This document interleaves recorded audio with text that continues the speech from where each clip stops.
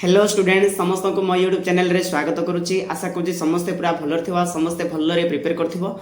आउ तमरो हिस्ट्री रो बहुत दिन हैला क्लास हे नाही, माने मोर पर्सनल प्रॉब्लम जक मो वीडियो अपलोड करि पारली नाही, तो ट्राई करबी आज ठारो कंटिन्यू अपलोड करिया पई। चैप्टर वाइज चैप्टर हम पढी पढी जिबा। आज आमे साहित्य को उपादान देखिबा, तापर एमती एटा आ तीनटा चारटा माने दीटा लेक्चर आमे कंप्लीट कर देबा। आ गोटे वीडियो रे आमे टोटाली क्वेश्चन आंसर डिस्कशन करिबा। तो तुम समस्त धैर्यर सहित देख प्रिवियस रे आमे माने ऑलरेडी तुमर अभिलेखा जाक आमे पढ़ी सारीचु, तो समस्त सब देख जहाँ भी लेक्चर जाक होईची। तो आज आमे कौन करबा, तुम जो साहित्य को उपादान अच्छी से आमे स्टार्ट करबा। समस्त टिके भलरे देख मो निज हाथ में नोट जाक लिखी आ मोबाइल रे टाइप करिछि। तो काले कोई जदि छोटिया मोटे जदि माने मात्रा जाक मिस्टेक हेतिबो ताले तुमे सेटा मैनेज करिवो हैला। आ मोबाइल रे माने एते डिटेली टाइप करबा पॉसिबल नाही, तुमे सेटा बुझी पारथिबो। तो चलो बेसी बर्बाद करबानी स्टार्ट करबा। तो फास्ट आमे देखिबा जे साहित्य को उपादान माने कोन हैला। आज जो आमे पढिबा साहित्य को उपादान माने कोन, तुमे निजे को साहित्य माने कोन। साहित्य माने लेखा हैला, माने आगरे जो माने थिले से माने कोन कोन लिखिथिले आ तांको लेखारो हिस्ट्री विषय हमको किसी धारणा मिले। हमर चैप्टर ना ही कोन इतिहास रो माने उपादान गुडा, माने इतिहास कहा को नहीं कि माने तैयारी, माने इतिहास को पढ़िया पे आमेले को उपादान को माने आमे दृष्टि देवा दरकार। तो सही विषय आम चैप्टर फास्ट माने स्पेशली पढ़िबा। तो साहित्य को उपादान माने कोन, माने साहित्य अनुसार साहित्य को लक्ष्य करके आमे कहा कहा विषय सूचना पाओ, सेटा को कहा जाए साहित्य को उपादान। बुझेला, माने साहित्य माने कोन लेखा जाक आउ काल जो माने थिले से माने जहाँ जहाँ भी लिखी तांको ठारो आमे जो इतिहास पाइबा ताको ही आमे कहबा साहित्य को उपादान। माने जो उपादान रो आमे पाई परिबा, किंतु सेटा साहित्य को उपादान थिबो। साहित्य को माने कोन, जोटा लेखा हिथिबो हैला। तो एडी लेखा हिछि साहित्य को उपादान भारतर विभिन्न समयर राजनीतिक, सामाजिक, धार्मिक, सांस्कृतिक अवस्थार चित्र प्रदान करिथाय। माने मु एडी लिखि दिछि कोन, माने आमर साहित्य को उपादान जो रहिला, साहित्य को उपादान माने कोन मु कहि सारलेनी। जोटा आगो कालर लेखा हिथिला सेटा को साहित्य को उपादान बोली कहा जाए। किंतु तमे भाबनी जे से पत्र लेखा हिथिबा सेटा तो अभिलेखा रे पळै गला। बुझिला, आउ आमर प्रत्नतात्विक उपादान भी तो मु कहूची माने जोटा लेखा बही जाक, माने जो माने महापुरुष मानकर लेखा जाक जदि आमे पढ़िबा ताहेले आमे पास्ट विषय जानि पारिबा। माने फास्ट आमर केंदी थिला, माने फास्ट माने केमिति शासन होउथिला, माने को स्टाइल के तांगे माने माने निजर राज्य विस्तार करथिले। तो सेही विषय हम जानि पारिबा तांकर लेखा को पढ़िले। तो सेही लेखा को ही कहा जाय साहित्य को आ उपादान। बुझिला, तो एही साहित्य को उपादान पढ़ले आमे कोन कोन जानि पारिबा, राजनीतिक विषय जानि पारिबा, सामाजिक विषय जानि पारिबा, धार्मिक विषय जानि पारिबा, सांस्कृतिक विषय जानि पारिबा। माने राजनीतिक माने सेही समय राजा आ माने तांकर राज्य जो माने परिचालना केमती थिला, तापर सामाजिक सेते बेले सामाजिक अवस्था केमती थिला, तापर धार्मिक माने कम माने केमती रिलीजन ग्रहण करथिले, को रिलीजन काहा को पूजा करथिले सब जानि पारिबो। सांस्कृतिक माने सेही समय नाच खेल कूद जहाँ भी तांकर संस्कृति थिला, तो सेही विषय तो माने जानि पारिबो काहा को साहित्य को उपादान पढ़ले हैला। तो एही साहित्य को उपादान को मध्य अनेक गुडी पार्ट रे डिवाइड कराइछि। तो सही पार्ट गुड़ा आम टिके पढ़िया, बेसी वीडियो लंबा करबानी। किंतु तुम यही नोट जाक लेख, जदि तुमको जदि एग्जाम रे आसिला साहित्य को उपादान लेख, ताहले मु जहाँ लिखी ताहा लेख, निश्चय भल मार्क आनिबो हैला। तो फास्ट में पढ़िया धर्म साहित्य।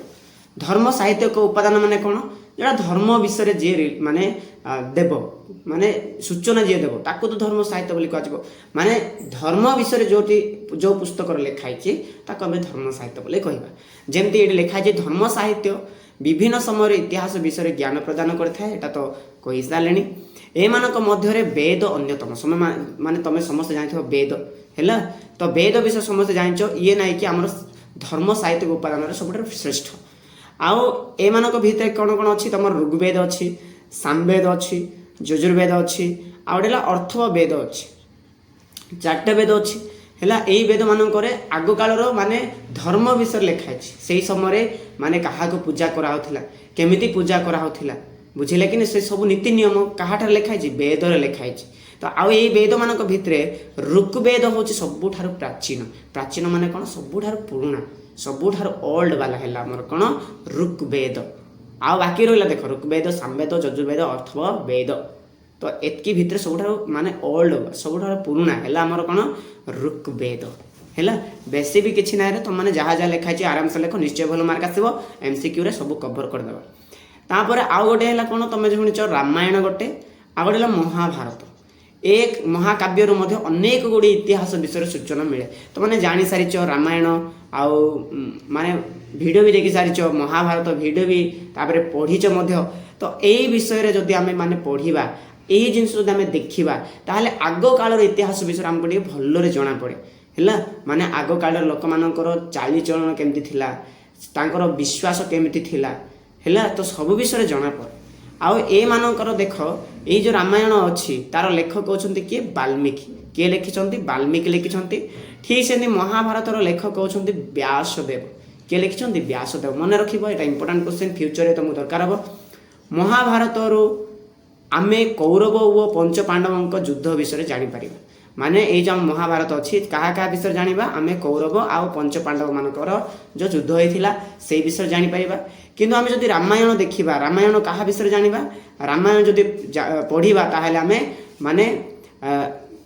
श्रीरामकर जाना ता सहित सती देवी माने सीता देवी जापर माने भितर केमती संपर्क थिला माने आउ माने जेतेले सीता देव को जो रावण चोर करके नेले तापर केमती युद्ध होता तो सही विषय आम जापर आउ सेठी अनेक गुड़े भल गुण शिखा मिले तो यहाँ हिस्ट्री को जड़े दिए जे पंच पांडव केमती थिले है कौरव कौ माने थिले केमिति युद्ध होता किए हारी किए जीति केमिति युद्ध होता सब विषय लिखाई महाभारत में ठीक सेमती रामायण में पुणी राम विषय सब डिटेल लिखाई तो यहाँ जाना माने पढ़ा कहले आम प्रिवियस विषय आम भल जापर माने से समय केमिति थिला इतिहास बुझेला तापर आउ कौन कहले देख सुत पिटक है विनय पिटक है यहाँ द्वारा माने दीटा देखिए आहरी भी थिला किंतु मु जोड़ा माने तुमको टे माने इजी टे लगे से लिखिदे गोटे है सुत पिटक आ गोटे विनय पिटक ए दीटा द्वारा माने तुमर कौन हुए बौद्ध धर्म विषय सूचना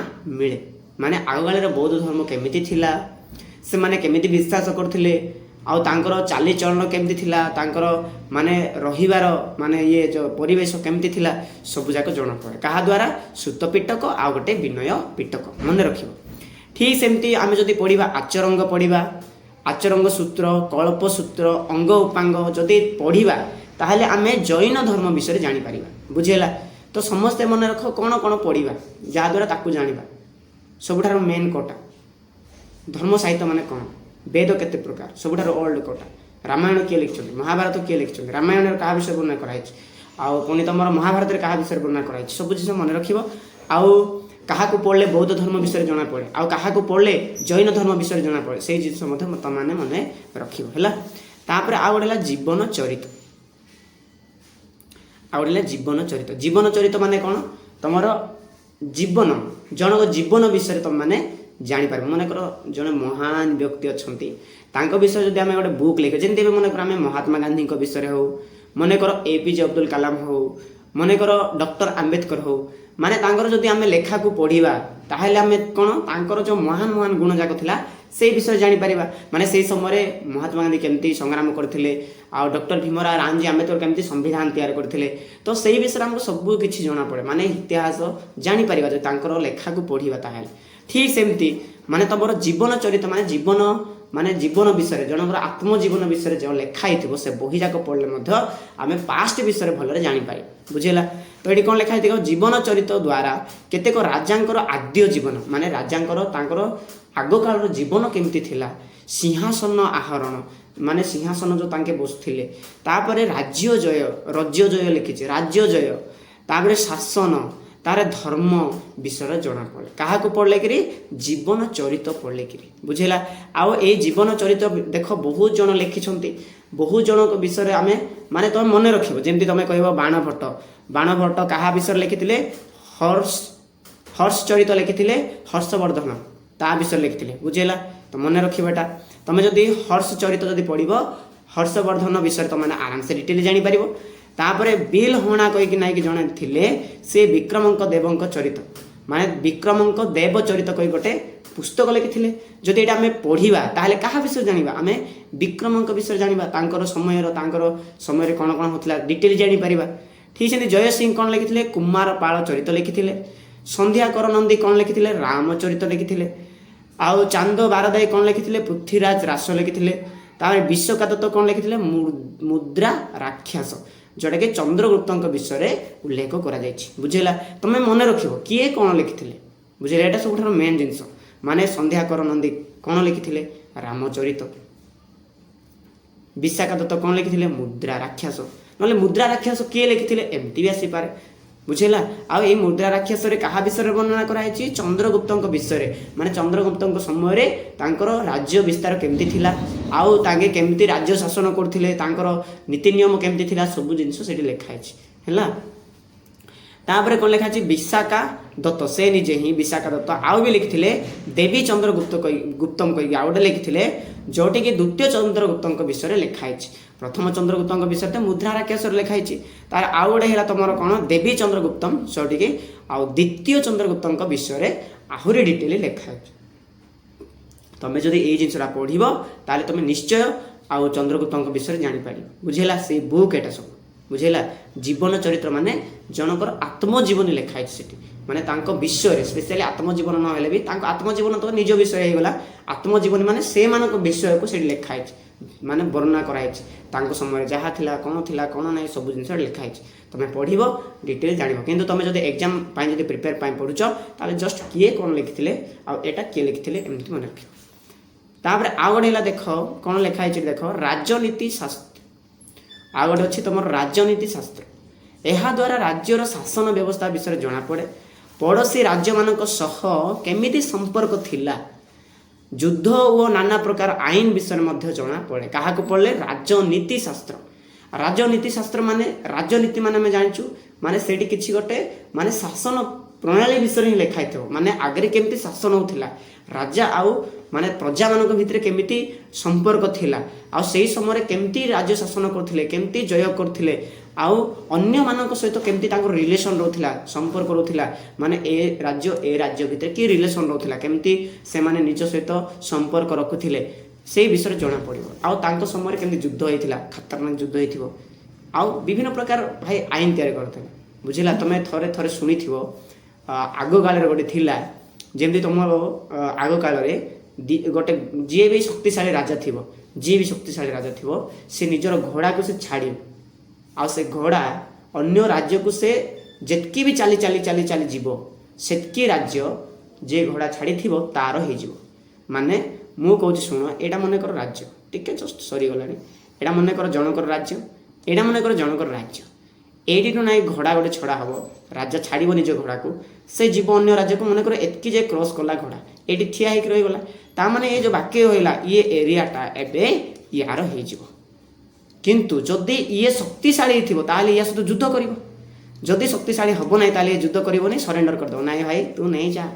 तुम घोड़ा जितकी जगह टच कर सब नहीं जा किंतु से शक्तिशाली ताहले जगह मना कर मना कला मीन्स युद्ध हम एमती गोटे नियम थिला है जस्ट मुझे सान बेले पढ़ी है तो सेमती थिला तो राजनीति विषय जना पड़े राजनीति शास्त्र पढ़ले कि आउ कौटल्यंकर अस्त्रशास्त्र सॉरी अर्थशास्त्र सबुठारु माने अर्थ एमती होनी है अर्थशास्त्र एटा नहीं कि कौटल्य लिखिथिले आ जोटा कि सबुठार श्रेष्ठ जितकी भी राजनीति शास्त्र अच्छी सबुठार श्रेष्ठ कौटा अर्थशास्त्र किए लिखिथिले कौटल्य तापर आ गोटे कमंडक नीतिसार कोई गोटे लिखिथिले सॉरी हाँ नीतिसार कमंडक नीतिसार तापर आ गोटे पाणिनिक अष्टाध्यायी एटा सब मन रखे कमंडकर नीतिसार आउ पाणिनिक कौन अष्टाध्यायी एटा लिखिथिले एटा भी गोटे गोटे कौन राजनीति शास्त्र राजनीति विषय जना पड़े से पढ़ो ताले राजनीति विषय जापर आ से समय राजनीति अवस्था केमती थिला कौन थिला डिटेल तापर इतिवृत्ति है इतिवृत्ति माने कौन देख ये भी गोटे रचना ही सब जाक रचना ये रचना बुक जाक तुम पढ़ले हिस्ट्री विषय भल जापर तो ये कौन लिखा देख राज तरंगिणी सबुठार श्रेष्ठ इतिवृत्ति तुमको क्वेश्चन पचारे सबुठार श्रेष्ठ इतिवृत्ति कौटा तुम कह राज तरंगिणी सबुठार श्रेष्ठ इतिवृत्ति तापर यह जम्मू काश्मीर इतिहास विषय प्रदान करे माने जम्मू काश्मीर माने तुम समस्त जानच ता विषय से बहुत भल डिटेल से प्रदान कर डिटेल किए तुम राज तरंगिणी से देला कीर्ति कुमुदिनी जोटा कि नेपाल विषय भल इतिहास प्रदान करें किए तुम कीर्ति कुमुदिनी तापर चाचो नाम एटा ମୁସଲମାନ ମାନଙ୍କର ସିନ୍ଧୁ ପ୍ରଦେଶ ଅଧିକାର ବିଷୟରେ ଭଲରେ ମାନେ ଦିଏ ମାନେ ଚାଚନାମ ସିନ୍ଧୁ ପ୍ରଦେଶକୁ କେମିତି ମୁସଲମାନ ମାନେ ଅଧିକାର କରିଥିଲେ ଆଉ କେମିତି ଜୟ କରିଥିଲେ ସେଇ ବିଷୟରେ ଡିଟେଲ୍ ଜଣାପଡ଼ିବ କୋଟି ଚାଚନାମ ପଢ଼ିଲେ। ତାପରେ ଆଉ କ'ଣ ଦେଇଛି ଦେଖ ଭାଇ ଟିକେ ଟିକେ ମାନେ କ'ଣ କହିବି ମାତ୍ରା ଯାକ ମିଷ୍ଟେକ୍ ଥିବ କାହିଁକିନା ମୁଁ ମୋବାଇଲରେ ଟାଇପ୍ କରିଛି ମୁଁ ବାର ବାର କହୁଛି ଯଦି କେଉଁଠି ଟିକେ ମିଷ୍ଟେକ୍ ଥିବ ମ୍ୟାନେଜ୍ କରିବ ହେଲା। ତୁମେ ଜାଣିଥିବ ମୋବାଇଲରେ ଟାଇପ୍ କରିବାଟା କେତେ ମାନେ ଗୋଟେ ବିଜାର ଫିର୍ ବି ଟାଇପ୍ କରିଛି ମୁଁ କଷ୍ଟେ ମଷ୍ଟେ। ମୁସଲମାନ ମାନଙ୍କର ସିନ୍ଧୁ ପ୍ରଦେଶଙ୍କର ଯେମିତି ମାନେ ସିନ୍ଧୁ ପ୍ରଦେଶକୁ ଜୟ କରିବାର ବିଷୟ ଲେଖାଯିବ ଚାଚନାମରେ। ତାପରେ ଆମ ଓଡ଼ିଶା ବିଷୟରେ ଅଛି ରାସମଲ ଗୁଜରାଟର ଇତିହାସ ବିଷୟରେ ଜଣାପଡ଼େ। ଏଇଟା ଯଦି ଆମେ ରାସମଲ ପଢ଼ିବା ତାହେଲେ ଗୁଜରାଟ ବିଷୟରେ ଜାଣିପାରିବା। ତାପରେ ଆଉ ଗୋଟେ ମାଦଳା ପାଞ୍ଜି କହି ଗୋଟେ ଅଛି ଯେଉଁଟା ପଢ଼ିଲେ ଆମେ ଆମ ଓଡ଼ିଶାର ଇତିହାସ ବିଷୟରେ ଜାଣିପାରିବା। ତୁମେ ଯଦି କେବେ ପାଉଛ ଗୋଟେ ଯିବ ଲାଇବ୍ରେରୀକୁ ତାପରେ ଦେଖିବ ମାଦଳ ପାଞ୍ଜି ତ ଏଇଟା ପଢ଼ିଲେ ଆମେ ଆମ ଓଡ଼ିଶାର ଇତିହାସ ବିଷୟରେ ଜାଣିପାରିବା ଯେ ଆଗକାଳରେ ଆମ ଓଡ଼ିଶା କେମିତି ଥିଲା ଆଉ କେମିତି ରହୁଥିଲା ହେଲା। ତାପରେ ଆଉ ଗୋଟେ ହେଲା ସଂସ୍କୃତ ସାହିତ୍ୟ ଆଉ ଗୋଟେ ହେଲା ସଂସ୍କୃତ ସାହିତ୍ୟ ବେଶୀ ଇଏ ନାହିଁ। ସଂସ୍କୃତ ସାହିତ୍ୟ ମାନେ ସେଇ ସମୟରେ କେମିତି ସଂସ୍କୃତ ଥିଲା ତାଙ୍କର ମାନେ ତାଙ୍କର କ'ଣ କହିବି ତାଙ୍କର ହାବିଟ୍ କେମିତି ଥିଲା ତାଙ୍କର ଖେଳକୁଦ କେମିତି ଥିଲା ତାଙ୍କର ରୀତିନୀତି କେମିତି ଥିଲା ତ ସେଇ ବିଷୟରେ ଡିଟେଲ୍ ଏଠି ଜଣାପଡ଼େ। ଏଇଟା କାଳିଦାସଙ୍କର ରଚିତ ରଘୁବଂଶମ୍ ଗୋଟେ ବହୁତ ଭଲଟା ଆଉ କୁମାର ସମ୍ଭମ ତାପରେ ମାନେ ସବୁ ଜଣେ ଲେଖିଛନ୍ତି ହେଲା। କାଳିଦାସ କ'ଣ କ'ଣ ଲେଖିଥିଲେ ରଘୁବଂଶମ୍ ଲେଖିଥିଲେ କୁମାର ସମ୍ଭମ ଲେଖିଥିଲେ ଋତୁ ସଂହାର ବି ଲେଖିଥିଲେ।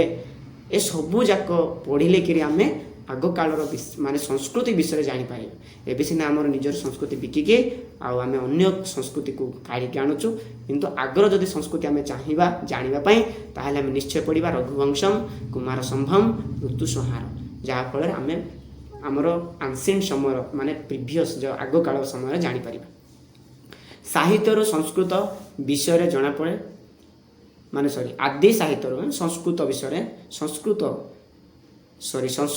ଏଇଟା ସଂସ୍କୃତ ହେଲା। ସଂସ୍କୃତ ସାହିତ୍ୟ ବିଷୟରେ ଜଣାପଡ଼େ କୋଟି କୋଟି ରଘୁବଂଶମରେ କୁମାର ସମ୍ଭମ ଋତୁ ସଂହାର ଆଦି ହେଲା ଏଇଠି ଜଣାପଡ଼େ। ଆଉ ଆର୍ଯ୍ୟଭଟ୍ଟଙ୍କର ସୂର୍ଯ୍ୟ ସିଦ୍ଧାନ୍ତ କହି ଗୋଟେ ଅଛି ଆଉ ବି ଅଛି କିନ୍ତୁ ମନେ ରଖ ଆର୍ଯ୍ୟଭଟ୍ଟ କ'ଣ ଲେଖିଥିଲେ ସୂର୍ଯ୍ୟ ସିଦ୍ଧାନ୍ତ। ଆଉ ଏଇଠି ମଧ୍ୟ ଆମର ସଂସ୍କୃତ ବିଷୟରେ ଜଣାପଡ଼େ ଆମର ନିଜର ମାନେ ଯାହା ବି ରହିଲା ସଂସ୍କୃତ ସେଇ ବିଷୟରେ ଜଣାପଡ଼େ ହେଲା। ତ ମନେ ରଖିବ। ଆଉ ଗୋଟେ ତୁମର ଲାଷ୍ଟ ଅଛି ବୈଦେଶିକ ବିବରଣୀ ତ ଏ ବିଷୟରେ ମଧ୍ୟ ଟିକେ ଶୁଣିଥାଅ। ତ ବୈଦେଶିକ ବିବରଣୀ ମାନେ କ'ଣରେ ଯେଉଁ ବାହାରଠୁ ଆସନ୍ତି ସେମାନଙ୍କ ଦ୍ୱାରା କିଛି ରିସର୍ଚ୍ଚ ହେଇଥାଏ ଯେଉଁଟାକୁ ପଢ଼ିକିରି ଆମେ ଜାଣିପାରିବା ଯେ ଆମ ନିଜର କ'ଣ କ'ଣ ଥିଲା। ଭାରତକୁ ବିଭିନ୍ନ ପରିବ୍ରାଜକ ବିଭିନ୍ନ ସମୟରେ ଆସିଛନ୍ତି ଜାଣିଛ। ଫାଷ୍ଟ କିଏ ଆସିଥିଲେ ଜଳପଥରେ ଭାସ୍କୋଡା ଗାମା ଏଇଟା କିଏ ବି ଅଜଣା ନାହିଁ ହେଲା। ତାପରେ ଗ୍ରୀସ୍ ଚୀନ ଆରବରୁ ଆସିଥିବା ପରିବ୍ରାଜକ ମାନଙ୍କର ବିବରଣୀ ଦ୍ୱାରା ଭାରତ ଇତିହାସରୁ ସୂଚନା ମିଳିଥାଏ। ମାନେ ଏମିତି ଯଦି ଆମେ ପଢ଼ିବା ଚୀନରୁ ଆସିଥିଲେ ଆରବରୁ ଆସିଥିଲେ ଆଉ ଗ୍ରୀସରୁ ଆସିଥିଲେ ସେମାନଙ୍କ ବିଷୟରେ ପଢ଼ିବା ତାହେଲେ ଆମର ନିଜର ଇତିହାସ ବିଷୟରେ ମଧ୍ୟ ଆମେ ନିଶ୍ଚୟ ଜାଣିପାରିବା। ଓକେ ତ ଏଇ ଭିତରେ ନାହିଁ କି ବହୁତ ଗୁଡ଼ିଏ ଅଛି ବୁକ୍ରେ କିନ୍ତୁ ମୁଁ ଜଣଙ୍କର ଆଣିଛି ଯାହାର ନାଁ ହେଲା ହ୍ୱେନ୍ସା। ତୁମେ ଜାଣିଛ ହ୍ୱେନ୍ସା ବିଷୟରେ ମୁଁ ଟିକେ ଟିକେ କହୁଛି। ହ୍ୱେନ୍ସା ମାନେ ତୁମର ଚୀନରୁ ଆସିଥିଲେ କେଉଁଠି ଆସିଥିଲେ ଚୀନରୁ ଆସିଥିଲେ ଆମ ଭାରତକୁ ହେଲା। ମାନେ ସେ କ'ଣ କରିଥିଲେ 626ରୁ କେତେ 644 ଯାଇ ଆମ ଭାରତରେ ସେ ରହିଥିଲେ ବୁଝିଲା। ହ୍ୱେନ୍ସା ଚୀନରୁ ଆମ ଭାରତକୁ ଆସିଥିଲେ। ସେ ଭାରତର ବିଭିନ୍ନ ଜାଗାରେ ସେ ମାନେ ଭ୍ରମଣ କରିଥିଲେ। ଭ୍ରମଣ କରି ନିଜେ ରିସର୍ଚ୍ଚ କରିଥିଲେ ମାନେ କେଉଁ ଜାଗାରେ କେମିତି ଲୋକମାନେ ବିଶ୍ୱାସ କରନ୍ତି କାହାକୁ ବିଶ୍ୱାସ କରନ୍ତି କାହାର ଚାଳିଚଳନ କେମିତି ସବୁ ଜିନିଷ ସେ ବୁଲି ନିରୀକ୍ଷଣ କରିଥିଲେ ହେଲା। ସ୍ପେଶିଆଲି ସେ 26 ଆସିଥିଲେ ଖ୍ରୀଷ୍ଟାବ୍ଦ ହେଲା।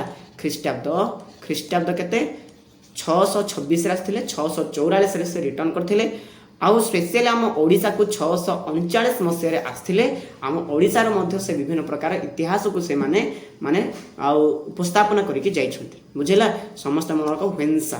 ତ ମୁଁ ଆହୁରି ବି ଅଛି ଆହୁରି ଲେଖିଦେଇ ନାହିଁ କିନ୍ତୁ ମନେ ରଖ ହ୍ୱେନ୍ସା ଚୀନରୁ ଆସିଥିଲେ 626ରେ 644 ଯାଇ ତାପରେ ଆମ ଓଡ଼ିଶାରେ 639 ଯାଇ ରହିଥିଲେ ବୁଝିଲା। ଇଏ ଥିଲା ତୁମର କ'ଣ ଆଉ ସାହିତ୍ୟକ ଉପାଦାନ। ଏଇ ଜିନିଷ ଲେଖିବ ଯଦି ଏକ୍ଜାମ୍ରେ ଆସିଲା ତ ଆହୁରି ନେକ୍ସଟ ଆମେ ମାନେ ଆହୁରି ନୂଆ ଜିନିଷ ଶିଖିବା। ଓକେ ସମସ୍ତେ ଭଲ ରହିବ। Keep learning and keep growing. Thank you.